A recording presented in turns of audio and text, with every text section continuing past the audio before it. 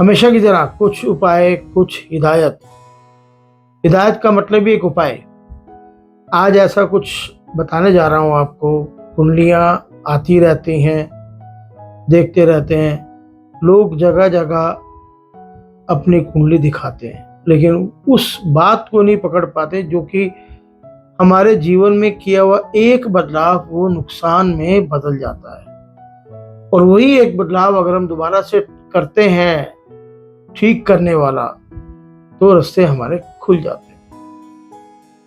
लाल किताब में बहुत सुंदर पंक्तियां लिखी हुई हैं। उनमें से आज एक खास पंक्ति के बारे में बता रहा हूँ। हम लोग उस समाज में हैं जहाँ सेवा करना, सेवा भावना रखना, खाना खिलाना, पानी पिलाना या बहुत सारी ऐसी सेवाएं जो हमें सिखाई गई हैं वो हम करते रहते हैं। लेकिन हमें अपनी कुंडली में जो ग्रह मिल जाते हैं जीवन में साथ चलने के लिए, उसकी जानकारी नहीं होती। कभी कभी हम कुछ ऐसा कर देते हैं ग्रह के खिलाफ, जो कि उसकी खिलाफत के बाद हमारे जीवन में नुकसान होने शुरू हो जाते हैं। कहने की बात यह है, शायद हमारे काम बंद हो जाते हैं, कुछ बीमारी लग जाती है, समझ नहीं आता। मेरे इस वीडियो को आप ध्यान से सुनिएगा और ये वीडियो सुनने के बाद आप चेक कीजिएगा क्या आपके साथ ऐसा हुआ। मेरे पास एक कुंडली दिखाने आए व्यक्ति, सब कुछ बढ़िया, काम एकदम बढ़िया, अच्छे से पैसा कमा रहे हैं। अचानक से सब कुछ बंद हो गया। मैं एकदम से नहीं कहूंगा, आहिस्ता आहिस्ता आहिस्ता आहिस्ता बंद हो गया, नुकसान में आ गया या कर्जा बन गया। मैं आगे भी कुछ ना कुछ ग्रहों के विषय में बताता रहता हूं। ये वीडियो सच में बहुत खास है, सुनिएगा।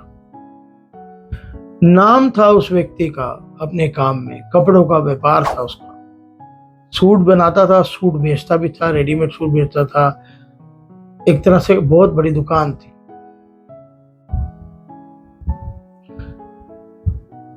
किसी ने बताया जब उसके नुकसान शुरू हुए कि तेरे पास कुछ टूना वूना कर दिया है, और मेरे बारे में भी जानकारी बताई कि आप यहाँ पे आके मिल लीजिए। लेकिन जब मैंने उसकी कुंडली देखी और मैंने उसको ये बोला कि आप पे कोई टूने का तांत्रिक प्रभाव नहीं है, आपने कुछ गलती की है, आपसे कुछ अचानक गलती हो गई है।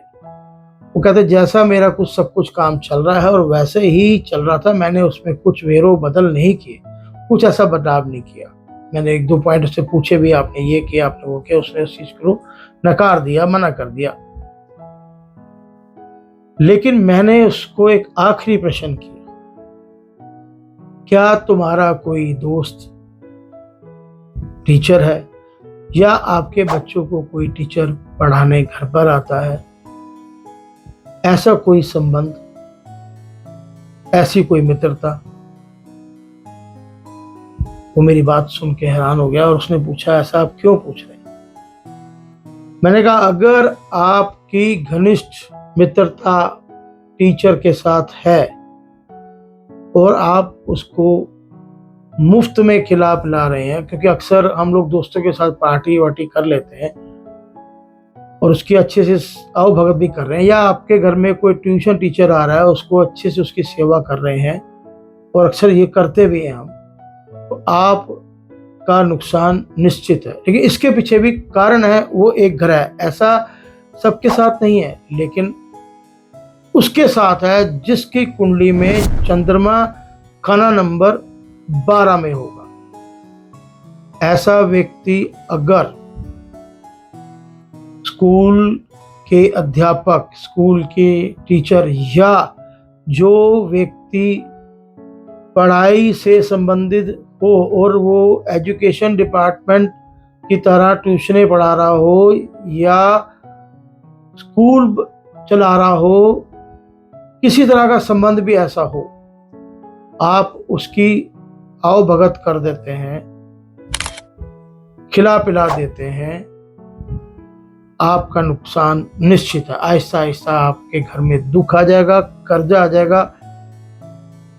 कारण आपके कुंडली का वो ग्रह जो कि चंद्रमा खाना नंबर 12 में है।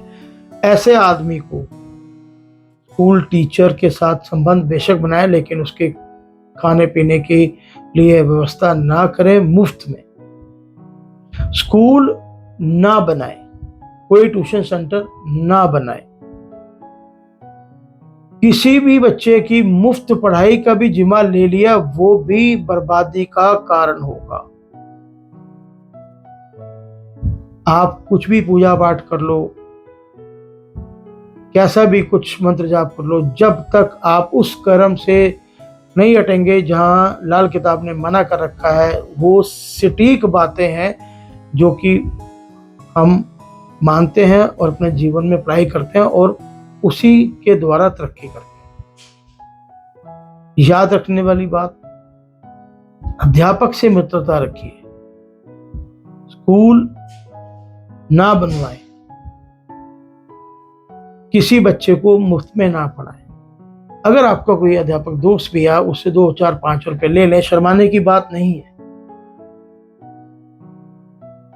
अगर आपने मुफ्त में सेवा कर दी, आपकी बर्बादी निश्चित है। और ऐसा उस व्यक्ति को मैंने बोला और उसने इस बात को माना। मानने के बाद वो हैरान हो गया कि सिर्फ इतनी सी बात। उसने उस अध्यापक मित्र से अपनी बात की, उसको हाथ जोड़े कि मैं आगे से आपके साथ ये सेवा भावना नहीं रखूंगा, मुझे माफ कीजिएगा। तो वो इस नियम को मानना उसने शुरू किया। आज वो दोबारा से अपने काम में सही ढंग से चल रहा है। खास बात यह है कि चंद्रमा खाना नंबर 12 में हो, ये परहेज जरूर करना है जो मैंने आपको अभी बताया है। मेरा वीडियो आपको अच्छा लगे तो प्लीज़ शेयर करें, मेरी बातों को समझें, फॉलो करें, सब्सक्राइब करें। धन्यवाद।